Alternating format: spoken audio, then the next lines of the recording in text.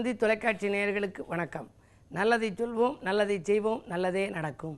ஒரு வாழ்க்கையில் நல்லது நடக்க வேண்டும் என்று சொன்னால் நல்லதை சொல்ல வேண்டும், நல்லதை செய்ய வேண்டும். அந்த அடிப்படையில் இன்றைக்கு 21/7/2017 வெள்ளிக்கிழமை மிருகசீரிஷம் நட்சத்திரம் மதியம் 2:13 வரை, பிறகு திருவாதிரை நட்சத்திரம். இன்றைக்கு பிரதோஷம், மாத சிவராத்திரி. சிவனையும் உமையவளையும் நந்தியம்பெருமானையும் வழிபாடு செய்ய வேண்டும். நந்தியை வழிபட்டால் நல்லது நடக்கும்.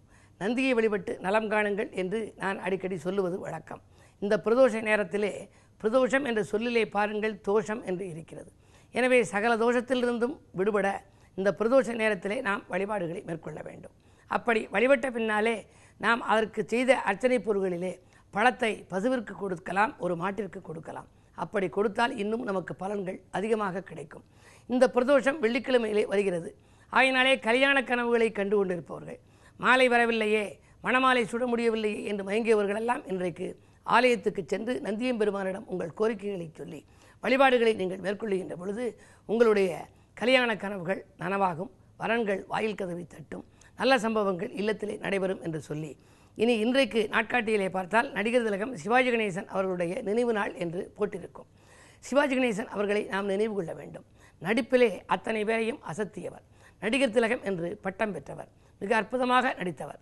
இன்றைக்கு பாரதியார் என்று நாம் சொன்னாலும் சரி, வீரபாண்டிய கட்டபொம்மன் என்று சொன்னாலும் சரி, உடனடியாக நமக்கு முகம் நினைவுக்கு வருவது சிவாஜி கணேசன் ஐயா அவர்களுடைய முகம்தான்.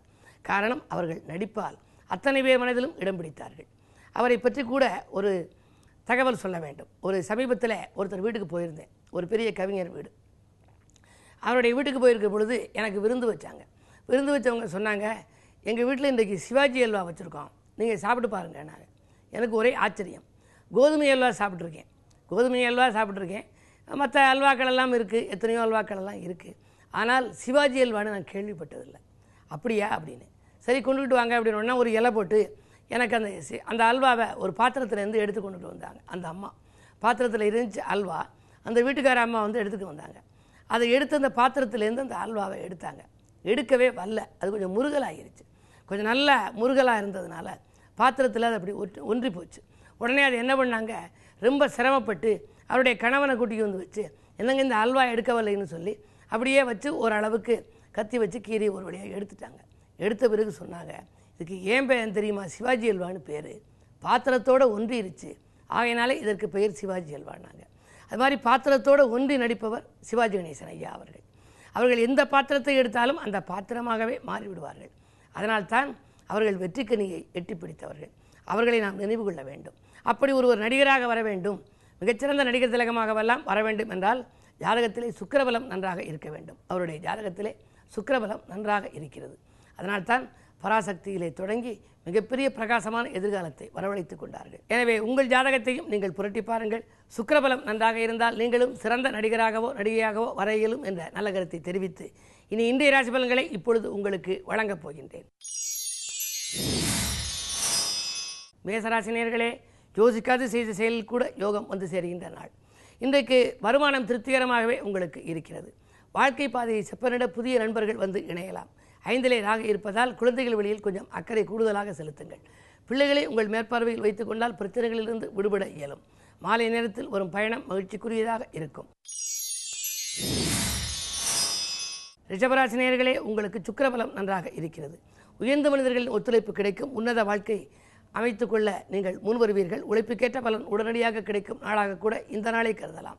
5லே குரு பகவான் இருந்து உங்கள் ராசியை பார்க்கிறார், லாபஸ்தானத்தை பார்க்கிறார். எனவே போதுமான அளவுக்கு உங்களுக்கு பொருளாதார நிலை உயரும். குடும்பத்தில் உள்ளவர்களின் குறைகளையெல்லாம் நீங்கள் நிவர்த்தி செய்வீர்கள். ஒப்பந்தங்கள் வந்து சேரும். உன்னதமான நாள் இந்த நாள்.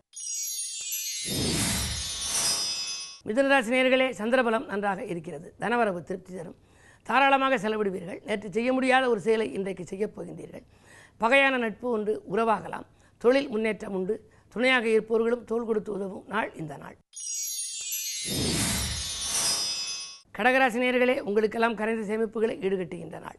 இன்றைக்கு காரிய வெற்றிக்கு நண்பர்கள் கை கொடுத்து உதவுவார்கள். வீடு இடம் வாங்கும் யோகம் உண்டு. அரசியல்வாதிகளாலும் அனுகூலங்கள் கிடைக்கலாம். மாற்று கருத்துரையோர் மனம் மாறும் இந்த நாள் ஒரு இனிய நாள். சிம்மராசி நேயர்களே, உங்களுக்கெல்லாம் இன்றைக்கு ஜென்மராகு. பிரதோஷம் என்பதால் நந்தியை வழிபட்டு நலம் காணுங்கள்.